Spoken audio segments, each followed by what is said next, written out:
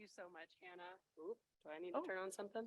Oh, yeah, I'm Hi. hot. I'm hot now. Okay. We all knew that. Everyone in the audience looks amazing. We're in Vegas, so you all look hot.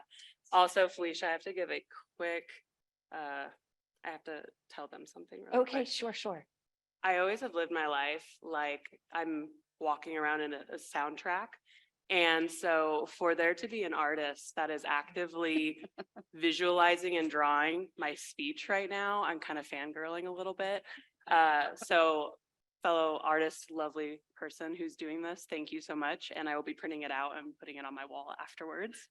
And I may just have to drop some random awesome words that I want to see picturized.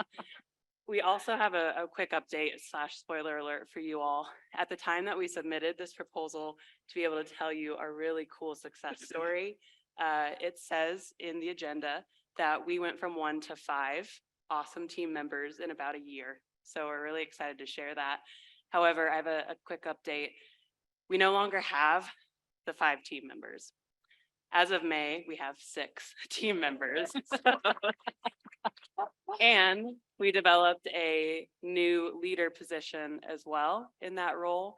And so I'm also sorry to say my title is now incorrect because I was fortunate enough to apply for that role, get that role, and we now have an assistant manager of training, education, and awareness at Southwest.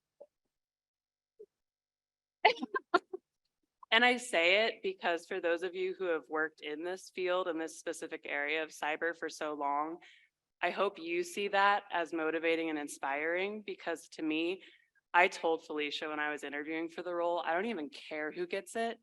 The fact that it exists shows that my organization cares.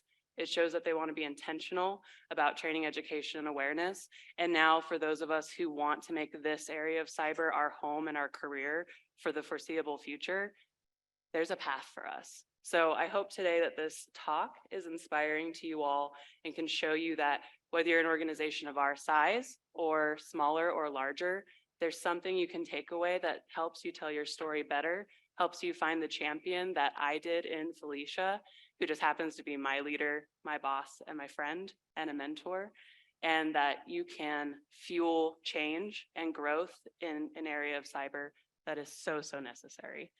So after that inspiring introduction, I hope I can use the clicker properly.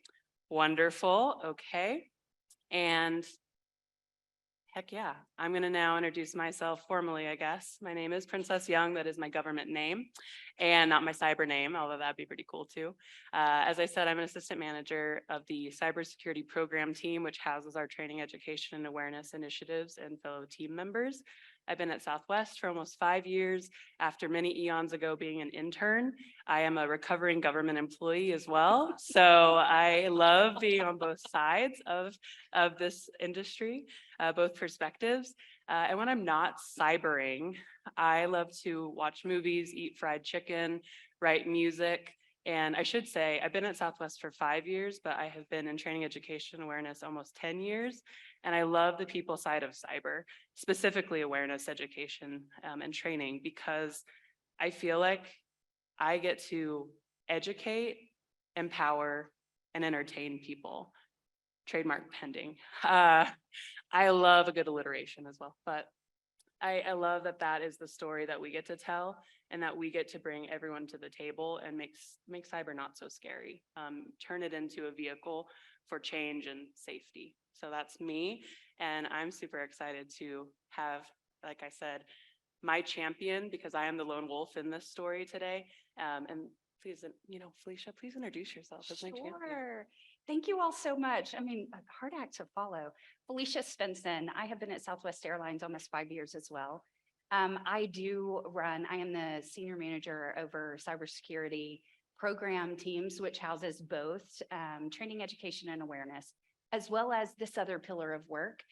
Really small stuff. It's all the complex strategic initiatives that are coming out of cybersecurity being pushed out into the organization. So I have that pillar of work, and I also have training, education, and awareness. I am so excited to be here. I am the champion of this story, or the champion leader of this story. And it was so exciting to have this opportunity to talk about what we did, We hope it can help you. I am in cybersecurity, but I am not a cybersecurity professional. And I think following what Lynn had to say about diversity of thought, I think that's really the moral to a lot of what I bring to this story. So with that, we are so excited to get started. And I'm struggling here, my apologies. Okay, so with that, Hannah kind of spoiled our survey. So I would love to see, for those of you in the room, a raise of hands, anyone who is running your program alone. You are the lone wolf. This is the formal survey. This is Yeah, so formal. this is Yes, good. absolutely. This is good. Yep. And keep your hands up. Those of you on virtual, please play along with us. We hope that this is valuable to you. I can't see your hands, but okay, it does look like almost half, maybe close to half, 40%. Okay, thank you. Put your hands down. Those of you, regardless if you're running your program by yourself, I'd love to see a show of hands of those of you that are struggling to grow, whether that's by headcount, by content, by resources, budget. Okay, also about half. Okay, that's really, really good insights to know. Thank you so much. We were there too. This is Princess. validating. Yeah, absolutely. Okay, last question, last survey. How many of you are here and the weather is cooler here than where you are home? Oh, wait, everybody in Texas is dying, right? They're melting. Okay. So with that, we would love to share a little bit about just an overview of what you can expect here. Thank you all for being transparent. I think, again, like we said, this is why this session exists today, because we were in y'all's shoes about a year ago. And as awesome as this story hopefully will sound to you all, and we did a lot of things right over the last year, I will say I learned a lot about myself, the way I was telling my story, etc., over the last 5 years of being at Southwest. And I have a lot of lessons learned that I'll share with you so that you can learn from not my mistakes, but from my obstacles and the way I addressed them so that you can get what you need sooner. We're going to educate you all today and educate you so that you can educate the leadership or your champion so you can articulate what your awareness program needs and why it needs it now. That's going to turn into a honed in perspective for hiring and how you can get strategic around that, because that was our specific problem that we wanted to tackle. And then let's fast forward and say that everybody in this room got what she wanted in the next couple years. In my mind, I was thinking, you get head count and you get head count. You all get head count. You get budget and you get a vendor, but then all you guys get head count. Let's say that we are in that perfect world now. I'm manifesting it for you all. What do you do next? What happens once you get everything you ever wanted? For me, it came a lot faster than I expected once I got it. I think I told Felicia, I could just get one more person. That would be so cool. I would be double. I would have grown my program and team by 100%. I love a good metric like that. She got me 5 more people, and she cared more than I had had ever anyone care in my life as it related to my professional growth and my work baby even. So we're going to show you how you scale once you get what you want. And just a quick note for AV, it still says our timer's at 35 minutes. So thank you, because I feel like you know that I'm a talker, but if we should be reflective of staying on time, that would be good. So we'll just do a quick overview of Southwest Airlines. We did hear that a lot of you fly Southwest. We do love you. Thank you for choosing us. We know you have a choice. Just a few. Oh, I was also going to say before she started, I was going to say, you all are free now to roam around the cabin. We have reached 10,000 feet. We have. But when you're sitting, if you could put on your seatbelt, we'd really appreciate it. We expect no rough air today, but only good vibes. So the purpose to this is to really just show the stats of what Southwest is, right? Last year, we flew 126 million customers over 121 destinations. That's all well and good, and I love that. We do need to call that out, but it's the employees and the cybersecurity team that's important. There are only 70,000, or there are 70,000 employees. And some of you, we've heard FedEx talk, we've heard Cisco. not as big as your organizations, right? And so that's why we think this is really cool stat to talk through. The really cool thing too is in the cybersecurity, you see 300 team members. Y'all, at the beginning of 2022, we had less than 175. By the end of 2022, we almost doubled just in cybersecurity.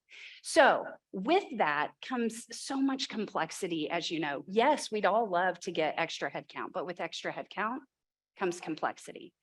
And all of this is due to COVID for the most part. We're all still recovering from COVID. Some of our organizations are still literally recovering.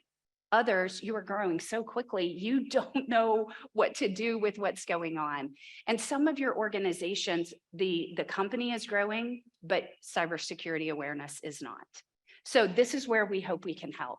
But with these complexities, as you know, we have flight attendants and pilots. Of that 70,000, what's crazy is almost 40% are just pilots and flight attendants. And guess what? They don't sit at computers every day, almost ever. They rarely even check their email, let's be honest. So what we hope is, how do we talk about and how do we reach people of complexity and groups of complexity? We all have them. They just look different for all of us. For us, it has to do with a lot of our frontline folks and our pilots, our flight attendants, as well as our gate agents. So how do we keep them educated? How do we get them to buy into our story? Oh, pick me. I know the answer. Yes, yes. So I think what you're yes. looking for is security awareness program. We are I think that's great right. job, I think yes, that feels yeah. right to me. Okay. Well, as y'all can see on the screen, this is the scope and the services that our team works through and that is enveloped in our day-to-day. We run everything from our subject matter expertise, speakers bench coordination, to our quarterly day in the fields, which is letting anyone in Southwest come learn about what our team does, whether they just want to be a better partner, a better internal customer, or maybe they have aspirations. They're taking night classes when they're not working on the ramp and they want to work in cyber sometime. We love working with those people because we're building that pipeline in a really creative way. But beyond that, we also fish everyone ethically throughout the year. And that takes a huge effort as well. We run our compliance training as it relates to cyber in partnership with our training department as well. And we run every outreach or strategic communication activity that comes out of our shop. Again, as Felicia said, when it was 100 people, we were a little willy-nilly, we were scrappy, but now that we've grown over to 300 people, this is dedicated work for this team. Oop, let me back up. Okay, real quick, you see all this on the screen, all that scope. Now look at me. I did all of that for about 3.5 years. All of that, all of me. Cue problem statement. We found ourselves, I found myself, I should say, before I met Felicia, BF, before Felicia, BF, my BFF, maybe it's that. I found that as much as I loved this space, as much as I loved my work baby, I was on a trajectory toward burnout. And I really want to humanize that a little bit, because if COVID taught us nothing else, I think it taught us a bit about burnout and balance. And I think it was once I saw through the lens of COVID and saw losing so many employees to departures and voluntary relief, to then getting this influx and still seeing no one joining training, education, and awareness, this monologue I was having was getting a little bit sad. And I remember saying, no, I'm not a team of one, I'm a team of three, me, myself, and I. And I found myself almost gaslighting myself. And so these are my aha moments, things I should have told myself 3 or 4 years ago. Just because everyone else in the room is an example, so many of you are dealing with one-person teams, that doesn't mean that has to be your story or your ending.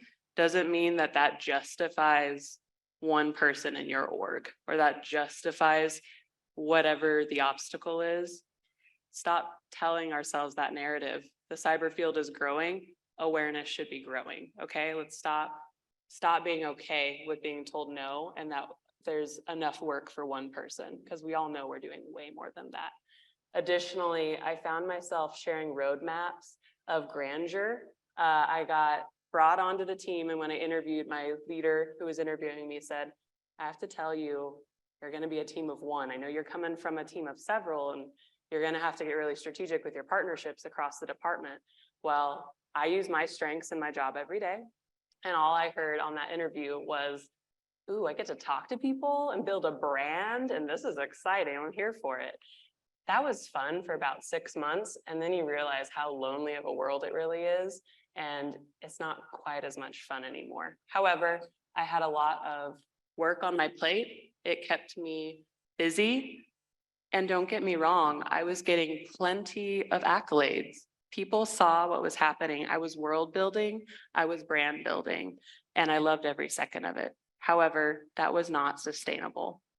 Fast forward to 2020, little thing called a pandemic happened, and I found myself hiding a little bit because, as y'all know, education and training can be the first thing to go. And so as budget cuts were happening, as departments were being evaluated, I wanted to make sure training, education, awareness looked squeaky clean. I was like, there's no reason to cut anything from here, especially not that one person who's doing a really good job. Please don't fire me. So thankfully, everyone kept their jobs. We came up with great ways to mitigate what was going on with the pandemic, and we started to see growth. We saw people like Felicia joining the cybersecurity team from another area of technology. Her and I met, we talked for a minute, we kind of commiserated because we're like, oh, I'm a lone wolf over here. And she said, I'm a lone wolf over here, told to build a program. And I said, good luck. Okay, gotta go back and work on my curly hair problems. I'm just gonna say that. And we kind of, I don't want to say we forgot about each other, but our world got bigger, the team got bigger, and it was harder to find time to meet with someone. So we kind of went on our own paths, and I kept going. As I said, I kept saying on my roadmap, I can do all the things. Everything is great. I'm doing wonderful. The story I wasn't telling, again, was the burnout conversation. And it was also being honest and more transparent about the roadmap. If I could do it again, I think I would have shown blocks on my roadmap of work that really wasn't getting the needed attention and why that was happening. Or here's what I could do with one more person, one more resource, temporary or permanent, professional services, maybe a vendor. I was just trying to be too much to everybody because I saw it as a learning opportunity for me to take on one more thing. But there's a way that you can articulate, here's everything good that we're doing. Yay us, please keep the budget coming in. But here's all the things that are kind of getting left on the table. Here's the reach we could have. Use SANS maturity model, use Gartner expectations, benchmark with other organizations, use those tools so that you are better articulating the story and you're not leaving money on the table and you're not showing you can do everything by yourself. And also show the return on investment if said growth was possible for your organization. Here is the value of what one extra headcount would mean. And here is how that is going to save the company money. Maybe it's going to better secure the company. You've just grown the rest of cyber, but you haven't grown my team yet. But all of these are my new customers and all their information feeds down into me. I need help. I can't just be sitting in meetings and answering emails all day. Where's the time to do the work? So that was things that I wish I had done a little differently. I'm very positive by nature. I should have advocated for myself, should have gaslighted myself a lot less, and I should have stood up for my program and its growth potential. So Q 2021, I had had 4 managers in 4 years at that point. So it was me trying to tell the story and I kind of got tired and I just kept moving forward on my own. And I said, got it. Help me if you can, but I'm good if I need to be. And oh yeah, PCI or compliance work, that needs more money. That's okay, sure. I didn't put my oxygen mask on first. We love a good airline analogy anytime we can. So I needed to do that. 2021, I was told, hey, we think we want to reorg, but just you and just your work. We want to send you over to Felicia's team. It's growing. And I said, manager number 5. Okay. She seemed lovely 6 months ago when we talked. Okay, sure. Sounds good. And Felicia, how did that conversation go? So, I was already building my own program all of these initiatives in cyber that was being pushed out. So I was a lone wolf over there. And the way I looked at this, and the way I had been for the last 6 months that Princess wasn't even fully aware, is I could see the alignment and the opportunity. I could see us growing. I was in the room with conversations about how we were growing in our compliance spaces. And I was able to take some of her roadmap and identify where that alignment comes in with awareness.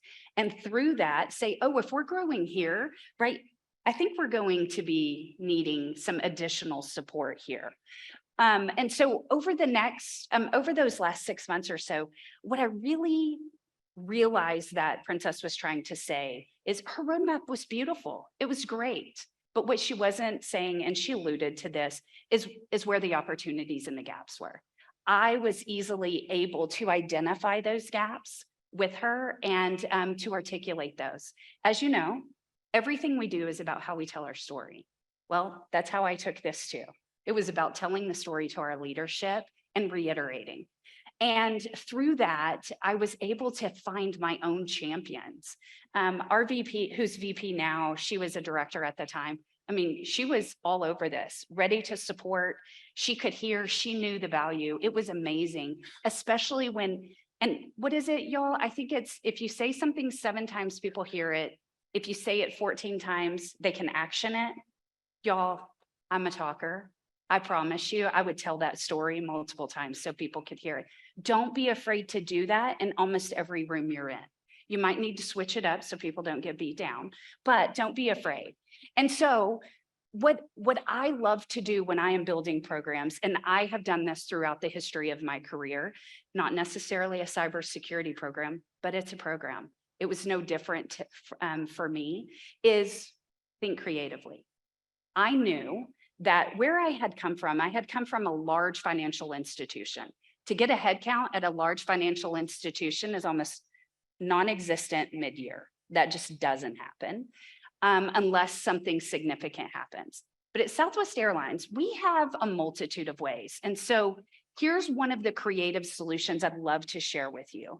And every one of your organizations is different. At Southwest Airlines, we love a good staff aug.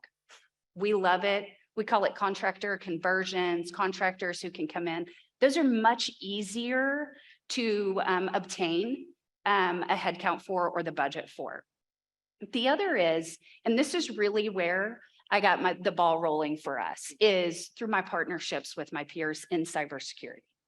So I was building these relationships because by default, I am a bridge builder, and I'm building them, and they're talking about how their platform and their organization is growing. And I was like, right, remember what we were talking about with education? This is all great and good, but we're gonna fail this if we're not communicating and educating our folks.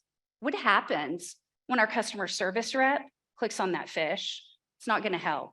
And I said, what if you let me borrow your headcount until I can get headcount permanently? And they did it. They gave me their headcount. It was a borrow. I've given it back. And y'all, we're all the same team. It was a really easy conversation. One of the other things that I was able to do is when I was able to secure a contractor conversion headcount, I then knew that Princess had been talking to someone internal to the organization, no cyber background, but y'all, the enthusiasm and the expertise in writing is, this gal was on fire and she was just trying to find her way to us. I went to her boss and I was like, listen, I'll give you my headcount. They work in technology somewhere else. I gave her my headcount. She gave me the person. It was amazing. We started building that way. One of the other things, Lynn was up here talking about WESIS. WESIS is one of Southwest's favorite places. Last year alone, we were at WESIS. We interviewed and we hired 14 people just from WESIS. Majority of them were fresh out of school or fresh into their cyber career rather. And in that, what we were able to do is to ascertain some expertise or some passion. And so we brought someone else. So I would challenge each of you, think creatively, talk to your partners, your peers, You know people in the organization who are excited about work you do. It might just be one person. Find them. Get them to champion. They will champion to someone else. Tell them about your strategies. Tell them about your end goal in a way that's consumable. Tell them about some of your problems, diversity of thought, right? Somebody who's not in it can see the forest for the trees. And so I hope that that creative thinking has been able to make its way out to you all. So we have these 6 people. We got them, y'all. It was amazing. We were so excited. Princess had no idea what to do, but through all of this too, we identified this opportunity for a leader, right? I can't lead 20 plus people on the program side, plus a training, education, and awareness and do it well. Luckily, telling that story over about 6 months, we were able to secure a headcount for a leader. And y'all, I knew Princess was the right one. She had to go through the process and everyone else saw it. So that was amazing. But with that, now we have this problem. You can't keep doing what you've always done now that you have 6 people. So how do you go about doing that once you get what you want, or even you get half of what you want? You need to set expectations. You need to look at what is the path you really want? What is your brand? For us, it's about consistency, reliability, and instilling confidence.